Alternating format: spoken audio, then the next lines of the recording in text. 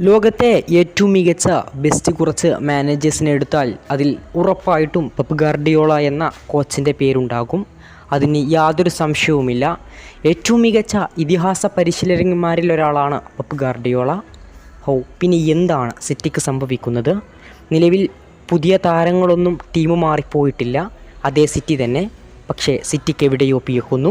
നിലവിൽ വളരെ ദയനീയമായ അവസ്ഥയിലൂടെയാണ് മാഞ്ചസ്റ്റർ സിറ്റി ഇംഗ്ലീഷ് പ്രീമിയർ ലീഗിലും ചാമ്പ്യൻസ് ലീഗിലുമെല്ലാം കടന്നുപോയിക്കൊണ്ടിരിക്കുന്നത്. തുടർച്ചയായ പരാജയങ്ങൾ, അതും സിറ്റിയേക്കാൾ എത്രയോ താഴെയുള്ള ടീമുകളുമായുള്ള തുടർച്ചയായ പരാജയങ്ങൾ.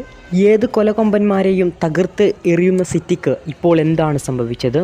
ഈ സീസൺ തുടങ്ങിയത് മുതൽ സിറ്റിക്ക് ആകെ ശോകമാണ്. മറ്റൊരു വാർത്ത കൂടി ഇപ്പോൾ പുറത്തു വരുന്നുണ്ട്. ഇത് വെറും റൂമർ മാത്രമാണ്, പക്ഷേ ഒരുപാട് ഇന്ത്യൻ മാധ്യമങ്ങൾ ഈ റിപ്പോർട്ട് ഇപ്പോൾ പുറത്തുവിട്ടിട്ടുണ്ട്.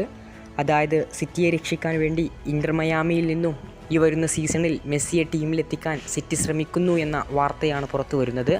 സിറ്റിയുടെ ഈ അതിദയനീയമായ അവസ്ഥ ഒന്നും മറികടക്കാനാണ് മെസ്സിയെ ടീമിലെത്തിക്കാൻ ശ്രമിക്കുന്നത് എന്നാണ് നിലവിലെ വാർത്ത. ഇത് വളരെ ചെറിയൊരു സാധ്യത മാത്രമാണ്, എങ്കിലും ഇങ്ങനെയൊരു വാർത്ത ഇപ്പോൾ ഫുട്ബോൾ ലോകത്ത് നിറഞ്ഞു നിൽക്കുന്നുണ്ട്. ഏതായാലും ഇതിനെക്കുറിച്ചുള്ള കൂടുതൽ വീഡിയോകളുമായി ഇനിയും കാണാം.